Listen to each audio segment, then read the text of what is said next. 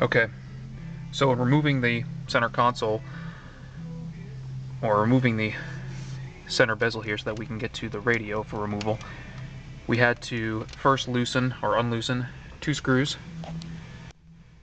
behind the cup holders. If you open the cup holders halfway, don't know if you can see it in there, but trust me, there's one screw hole and there's one on the other side. Loosening those 2, and then we need to remove 3 AC control cables. As you can see in here, turning this dial for the location that you want air to come out of, and turning this dial to control the temperature, actually turns and pulls cables behind the controls, cables that are attached to the controls. One of them is actually behind the glove box and connects to this bracket. So we have to remove this cable from that tab right there. And in order to do so, there's a little release here. You press in on the release as you're using your other finger or fingers to pull out on the cable, and the cable will just slide right off. It allows some give so that the console can actually be pulled out without pulling the bracket with it. Unfortunately, there's also 2 of them underneath the driver's side where the accelerator pedal is, up inside. Following a similar procedure to push in on the tab and then pull out the cable, you can release those 2 as well. Now the center console should come out a little bit easier, which it actually does. Now in my case, I have not disconnected any of the wiring harnesses, save for this wiring harness right on the top that controls the time. Pressing in on this little tab here as you pull out, or wiggle and pull out, will allow that to come out. Other than that, it looks like I can pull the console out and slide it enough to the side so that I can disconnect these 4 bolts, 2 here and 2 over here, and then slide the radio out. And that is pretty much it, and hopefully things go as smoothly when I try to put this all back together. So, returning the factory radio into the dashboard for the next few days because the wiring harness is unavailable. First thing to do is reconnect the antenna on the left there to the wiring harness on the right.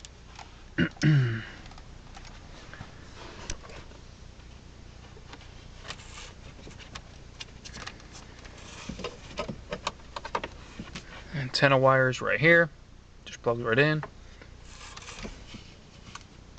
Wiring harness is right there, just plugs right in, and then we'll fasten the radio in. 2 bolts there, 2 bolts over there. Next step, after reinserting and re-securing the factory radio with 2 bolts on that side and 2 bolts on that side, is to push the center console bezel back so that it's flush with the rest of the dash. And in order to do that, there's 1 wiring harness that I disconnected that I'll have to reconnect first. That is for the clock controls. That is this wiring harness here. That should reinsert back into here.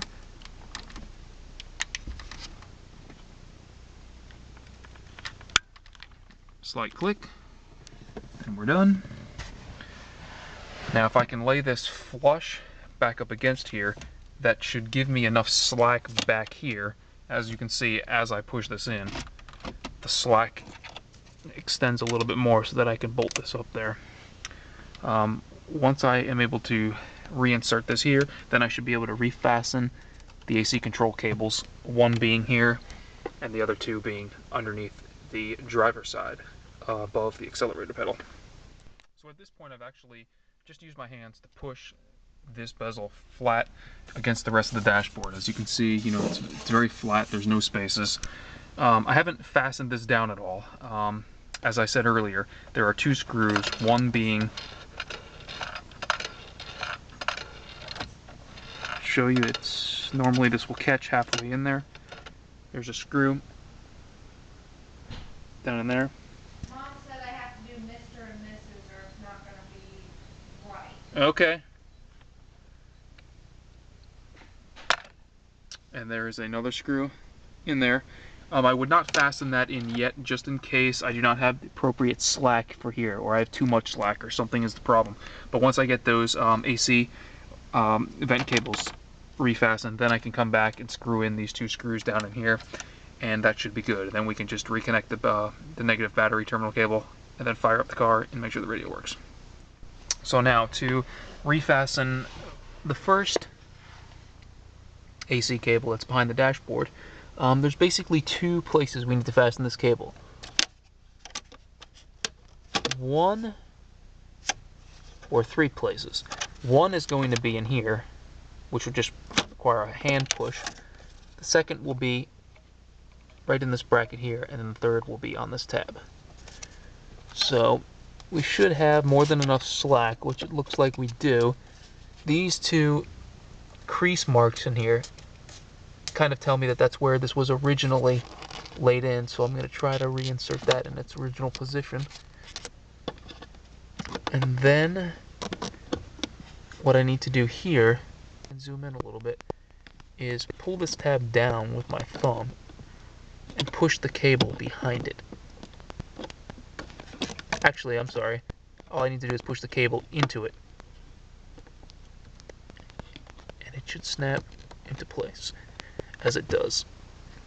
Now the final part is to reattach this clip, which I may need to move this bracket, which does have a little slack in it. I can move that to kind of work with the slack that I have here. And then if I push it on here and slip it over that notch, as so, now it does not come off at all. It's secured. I would need to push down this tab and then pull the wire out. So that looks good to me for now. And once we get the other 2 cables attached under the driver's side, then we will be able to test the controls here to make sure that the slack is good and there's enough room to operate all the controls, including the slider.